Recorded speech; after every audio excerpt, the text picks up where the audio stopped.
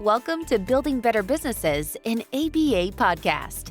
Learn firsthand from business owners who've built successful ABA businesses. Utilize proven techniques and strategies to help your practice thrive.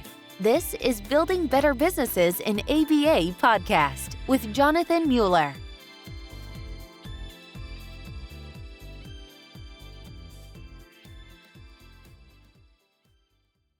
My name is Jonathan Mueller. I'm the host of Building Better Businesses in ABA, and my guest today is John LaRosa. John is the owner of Market Data LLC, a 40-year-old market research and consulting firm that tracks a variety of services and industries. All their research is independent, which means it's not funded nor commissioned by third parties. Welcome to the pod, John. Thank you. Good to be here. So, John, just in September of 2022, you published the third edition of the U.S. Autism Treatment Centers market that just has a wealth of data about our field. So I'm really intrigued to learn from you on this. And I guess the first question is, like, how big is the ABA industry and how has that changed since this is the third edition that you've published since 2017? Yeah, one of the things that we found and discovered between the first edition that we did in 2017 and the most recent one is that this market is much bigger than we originally thought. In the 5 years since the first analysis that we did, we discovered more for-profit chains, and we've seen the industry grow as the awareness of autism has increased in the United States, and the advocacy efforts of a lot of organizations in this field have really helped to increase insurance coverage and get the word out that these ABA or applied behavior analysis programs exist and can help not only autistic children, but autistic adults. We estimate that the treatment market is conservatively valued at least $4.1 billion as of 2021.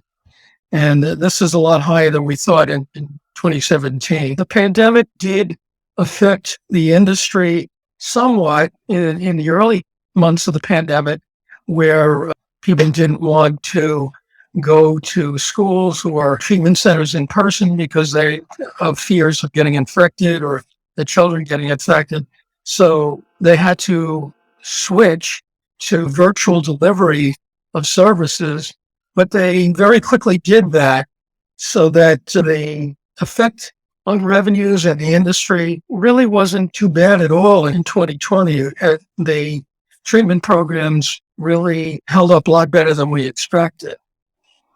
So as far as the outlook for growth, we think that the for-profit chains are going to grow about 7% annually in terms of revenues, and the nonprofit treatment centers or schools are expected to grow about 5.4%. This really is a growth market, and in the next 5 years, we should continue to see growth because the number of autistic children is now 1 in 44, I believe, according to the CDC.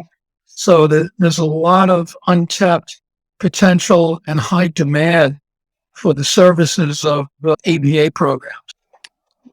Yeah, and I think that's what many ABA businesses are seeing, just extraordinary needs from families. I'm curious, your estimates on the number of ABA treatment centers out there, and then I'm intrigued by that. I did the 7% growth for-profit chains and 5.4% growth going forward for nonprofit chains, and what drives the difference in growth rates between them? I think the for-profit chains, they're backed by private equity firms, and they have the money to invest in more marketing personnel. A lot of these ABA programs were started by individuals with small groups and people that are focused mainly on the clinical aspect of the business, but not so much on the business aspect. It's important to remember that these are clinical treatment programs, and so you can put them under the scope of a medical or a wellness program, but you have to remember that it is still a business. And to stay in business, you have to make a profit, and you have to do some marketing get your name out there and differentiate yourself from the other local providers. There is competition, and you do have to treat it like a business. The main difference between the for-profit chains and the nonprofits is that they have more business and marketing experience and more funds to acquire existing centers and roll them up into a larger organization. And how many, do you have estimates on the numbers of, say, for-profit versus nonprofit ABA practices? Well, we know that the for-profit chains operate an estimated 926 brick and mortar centers, and they're aggressively acquiring competing centers and building new ones. On the nonprofit side, we estimate that there are at least 1,600. The total of the nonprofit and the for-profit centers is about 1,650. So 1,650 minus 926, probably about 700 to 750 nonprofit treatment centers out there. Gotcha. And does that include, is that all the brick and mortar, or would that include practices that also provide home-based or community-based or other, or treatment in other locations? Yeah, well, our numbers are estimated based on the GuideStar.org nonprofit database. They track a lot of nonprofits, and we did a search for autism treatment centers and came up with literally thousands of records. But a lot of those records and listings are for foundations and people that are involved in advocacy and funding. And they're not 100% treatment centers or brick and mortar centers where running programs. So we had to estimate what percentage of those listings were for actual brick and mortar centers. And we came up with about 750. And I think for listeners who aren't aware, so GuideStar.org is a freely accessible online database of every nonprofit, every 501c3 in the country. And nonprofits are required to file annually with the IRS, effectively their financials and a variety of other information. So it's impressive that you went to the level of detail of pouring through every one of those. And that's one of the things that stood out at me in this research. And I'm curious, what are some of the other things that you see driving growth in the field, aside from certainly a lot more need given higher CDC diagnostic rates? But are there other things that are at play here that are making this a much bigger field than you originally saw in your research? Yeah, again, getting back to the GuideStar, they have some excellent information because they contain the IRS 990 tax forms, which report the nonprofit's revenues. So we looked at the IRS data for 2018 through 2020, in some cases 2021. Most of the time, the data only went up to 2020. Very few had 2021 data. But one of the new aspects of our research for this particular edition of the report is that we wanted to get a very good handle on what happened to the nonprofit organization's revenues in 2020 during the pandemic. What was the percentage increase or decrease in their revenues from 2020 versus 2019?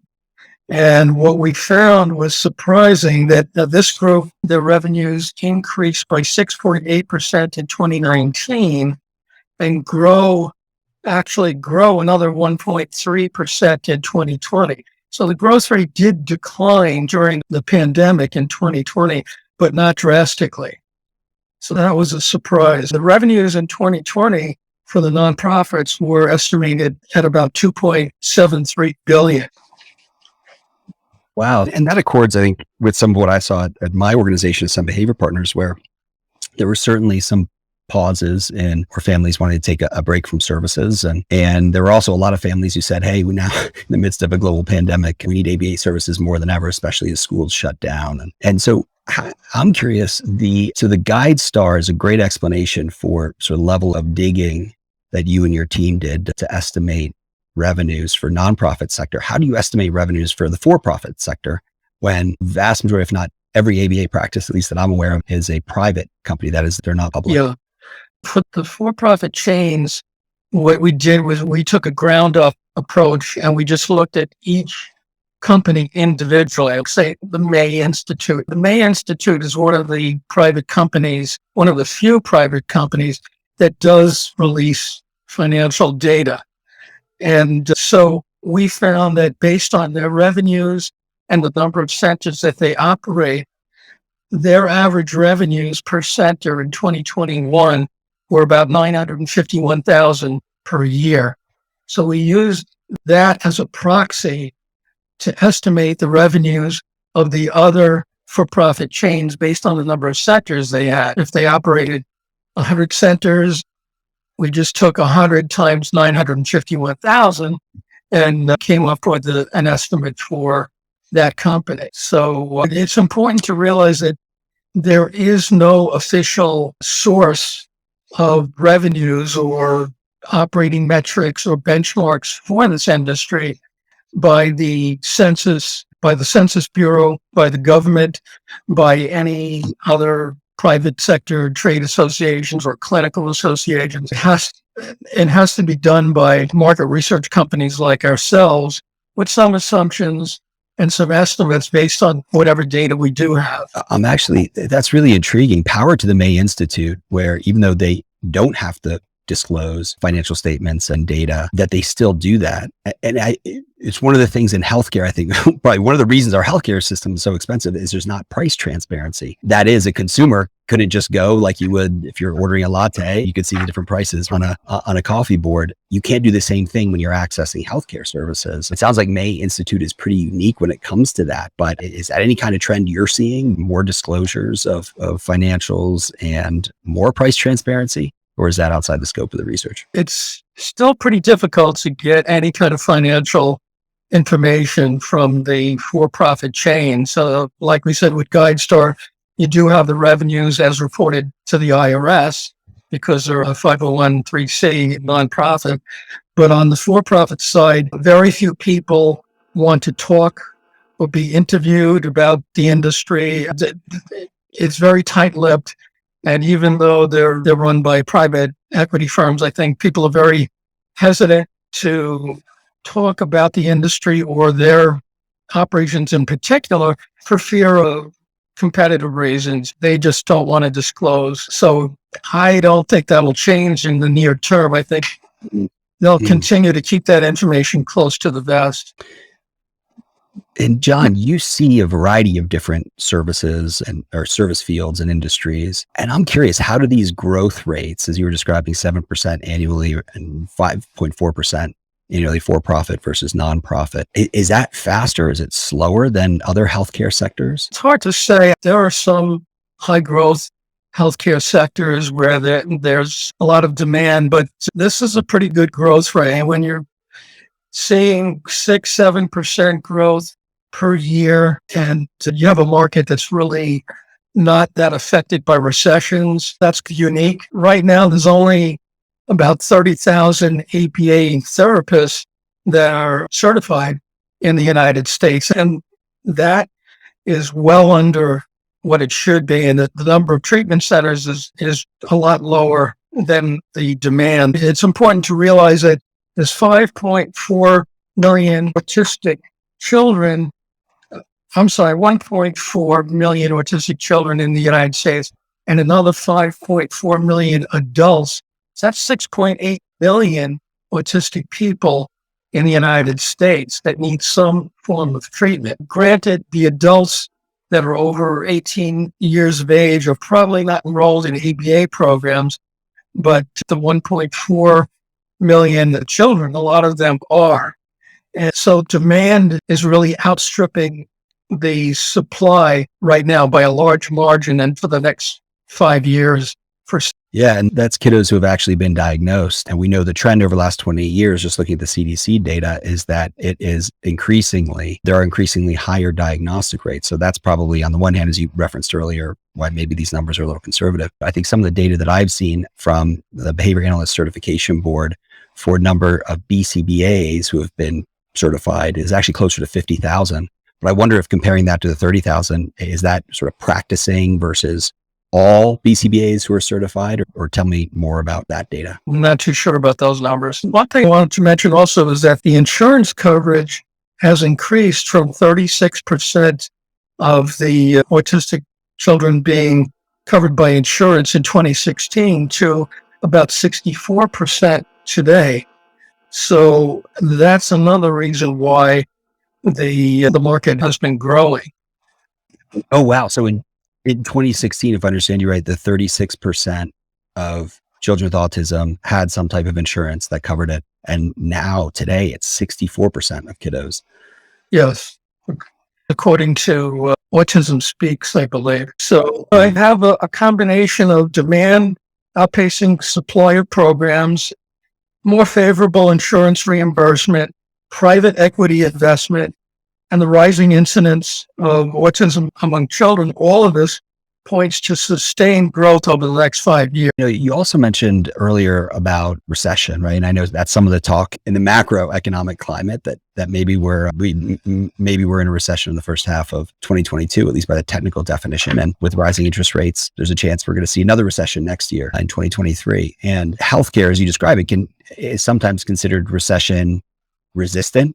Maybe not recession proof, but recession resistant, just because we need healthcare services in the best of economic times and in the worst economic times. What other implications do you see if there were a recession?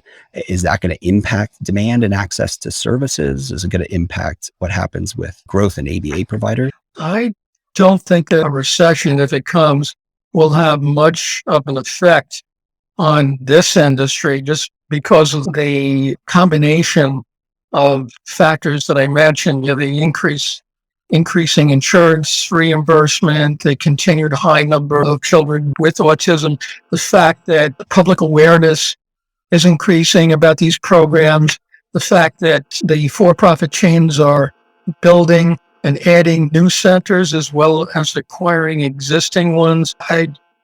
Like we saw in 2020 versus 2019, if the growth rate only declined from 6.8% to 1.3% during a pandemic, which that was a much bigger event and a much more drastic event in terms of its effect on revenues and operations than a regular recession would be. So, the growth rate may come down a few percentage points, but I don't see it dropping by 5 or 10% or anything significant.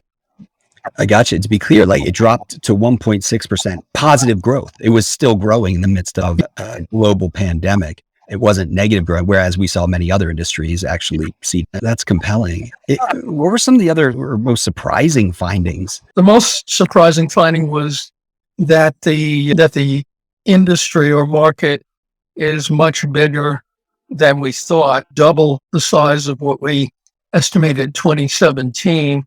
And the second surprise was how well the nonprofits and probably the for-profits as well held up during the pandemic. Those were the two surprising findings.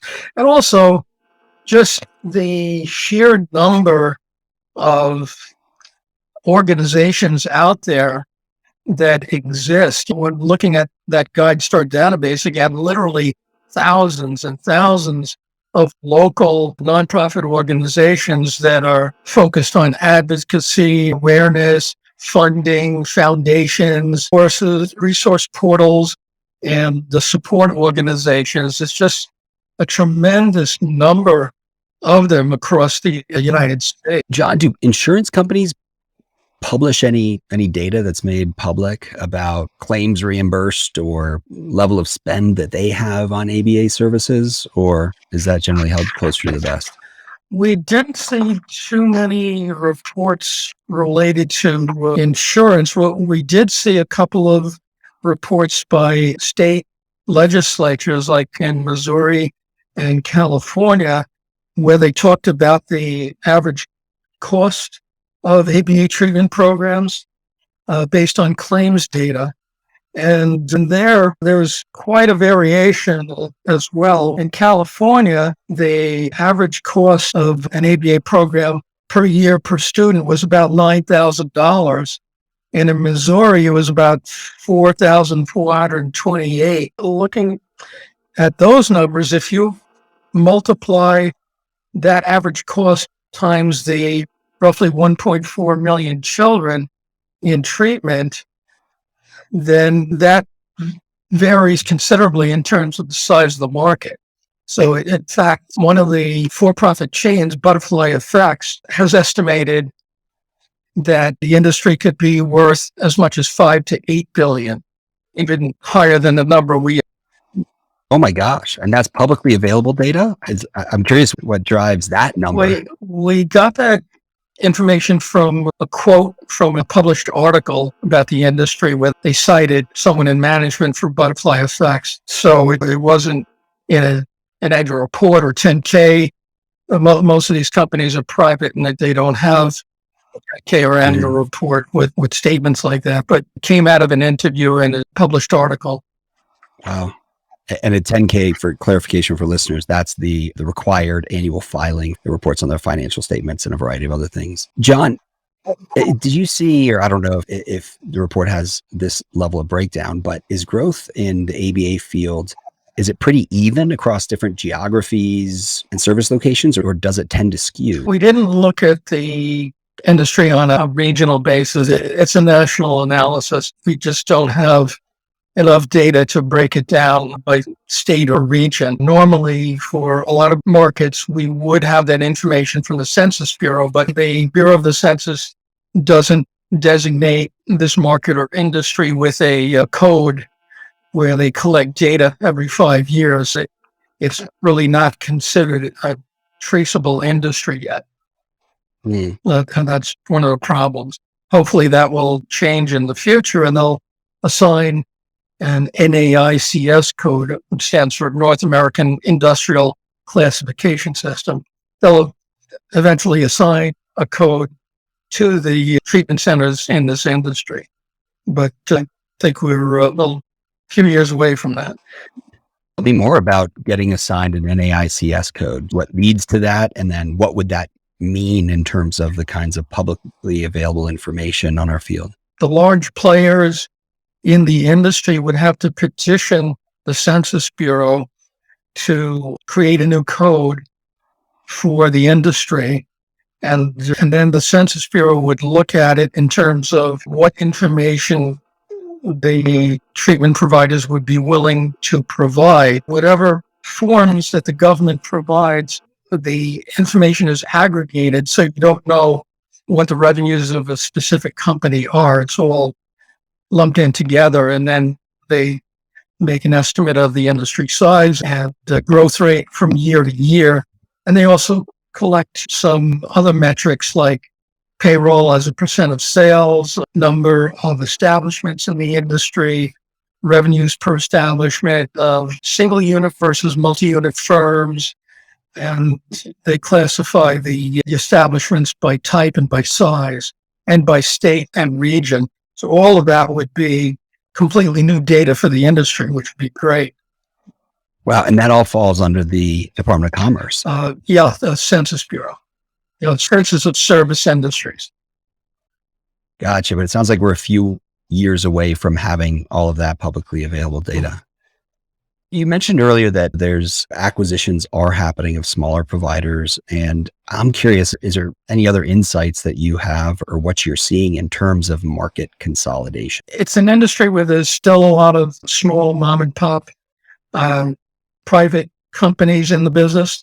And so we think that you'll continue to see a lot of roll-ups and acquisition of privately owned companies by the large for-profit chains.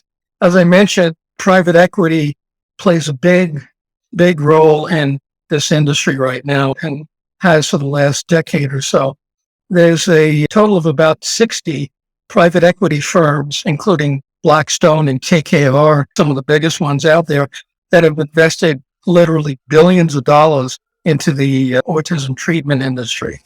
And they see that the combination of growth factors that exist in this industry is very attractive.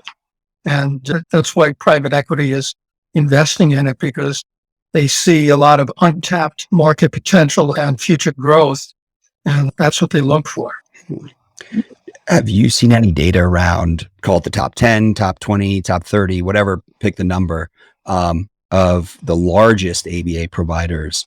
What percentage of that total $4.1 billion ABA market that represents? Yeah. As I said, there's 13 large multi-site ABA providers that we've been able to identify, and they operate an estimated 926 brick and mortar centers, and they're acquiring more centers and building new ones. Together, we estimate that they account for at least $946 million in revenue and have a 26% market share of all ABA programs. So, yeah, private equity accounts for at least a quarter of the industry's revenue. Gotcha. Wow. So the 13 largest account for 26% market share. Right. What's your long-term outlook for the ABA field, in addition to what you've described of increasing diagnostic rates and a field that's growing fairly quickly? I think that over the next 5 years, the industry will continue to grow, and there's still a lot of untapped demand out there. And because of the factors that I've mentioned so far, the increasing insurance reimbursement, increased awareness among the public, increased marketing clout and business experience by ABA providers, and the role of private equity, it looks like a very strong growth market for the next 5 years, even through a recession. And John, who tends to buy your reports, the research that you put out? The companies in the industry, of course, the for-profit chains, would be likely buyers of our report, as well as the nonprofits. Anyone who's interested in a comprehensive analysis of the industry, could be a private equity firm, it could be a merger and acquisition candidate, anyone who does consulting for the industry or analysis of it, suppliers, people that may have software that the APA programs use. It's a multi-client study, so it's not done for any particular company or group of companies. It's for anybody that's interested in really getting a detailed analysis and status report of the industry and where it stands now, where it's been in the past, and where it's going in the future. And as I said, there are very few reports or data out there in the absence of the trade association or government surveys. There are some other market research studies about the autism treatment industry, but 99% of them focus on the medications and the pharmaceutical market for treating autism. And very few, if any, other than market data, have looked at a comprehensive analysis of the actual treatment programs. Yeah, that's how our report is different from all the other reports out there. That they're mainly focused on the pharmaceuticals, and we're mainly focused on the treatment programs and the centers. Yeah, this is just a treasure trove of data. And to your point, it's nothing that I've ever seen publicly available before. And what's also really important to me is know that in and among all of these sort of macro statistics, like, and every one of these kiddos represents a child and a family in need of services. And that's really important to remember. John, where can people find the report and find you online? They can find the report at marketdataenterprises.com, which is our website. And on that website, they can find a detailed table of contents and a description of the report, and they can purchase it online, or they can contact us at our headquarters in Tampa, Florida at 813-971-8080. There probably are press releases out there that we've released to the public. So if people do a search on Google on the autism treatment market, our press release and information will probably pop up in that search. We'll definitely drop a link to the show in the show notes with that info. Now, I know our listeners are going to hear this later in the fall, but as of the day of recording, Hurricane Ian sounds bearing down on Tampa. How are you doing? Are you staying safe, John? And yeah, it looks like it might go a little south of Tampa, more to the Sarasota, Bradenton area. But as you know, these storms are fickle and they can turn at the last minute. Tampa has been very lucky and we've dodged a bullet for a long time. I've been living here for 26 years and we haven't been hit with a major one, a direct hit so far. It always seems to go toward the Panhandle or out to the Gulf or south of us or east of us. But everybody is taking it seriously. And of course, the wind is the main thing. And the people that live on the coast and near the water would be affected by the storm surge. But I'm located about 20 miles inland, so we're not concerned so much with the storm surge as the flooding and the amount of rain that we get and the wind. But hopefully it won't cause too much damage. it's scary stuff, and I'll be crossing my fingers and sending positive thoughts and prayers, yours and your community's Thank way, you. that you all stay Appreciate safe. John, are you ready for the hot take rapid fire questions that we do for every Why guest? not? Oh, I love the attitude. Like I talk to my kids about, try anything twice, right? All right. So to start, John, you're on your deathbed. What's the one thing you want to be remembered for? I'd like to be remembered as a good person who treated people the way he'd like to be treated, a good father that raised a couple of good sons and saw them on their way to get educated and established in their career. But I think primarily to be a good person that treated other people fairly and nicely. What's your most important self-care practice? Most important self-care practice. That would be to have balance in my life between work and play. I think it's important to not focus all on work and have some hobbies. I like to go bowling. I like to play golf. I like to ride my bicycle. I like to go fishing. So I think it's important to have balance in your life. Right on. What's your favorite song? Favorite song would be A Horse with No Name by, who was it? It's an uber classic. I'm seeing it in my head. I will not make our listeners hear me sing, but it's just one of those that creates a mood, I think, unlike any other It's song. just like a haunting song, the song that stays in your mind, and liked it since the 1970s. Was it America? I think it might have been America. If you could give your 18-year-old self one piece of advice, what would it be? My advice would be to be patient in all things. I think when you're young, you tend to act impulsively and based on emotion. And I think if you look back on when you were younger, maybe some things you wouldn't have done as quickly or reacted as quickly. So I think it's important to sit back and think and be patient. Love it. That's advice my 18-year-old self could have used. Less impulsivity, more patience. I've invested in Warren Buffett's Berkshire Hathaway. Smart, the all-time legend of value or any kind of investing, Warren Buffett. We could have a whole separate podcast episode on him.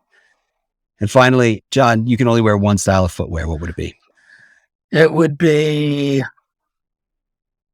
some comfortable sandals like you would wear to the beach. Nice, versatile. John, thank you so much for coming on the pod. Thank you for contributing to the breadth of information and knowledge on our field. I appreciate you being on. Appreciate you having me. Thanks for the opportunity. Thanks for listening to Building Better Businesses in ABA podcast. Stay tuned for our next exciting episode. In the meantime, please like, subscribe, share, and comment. We value your feedback. Don't forget to follow us on social media at elementrcm.ai.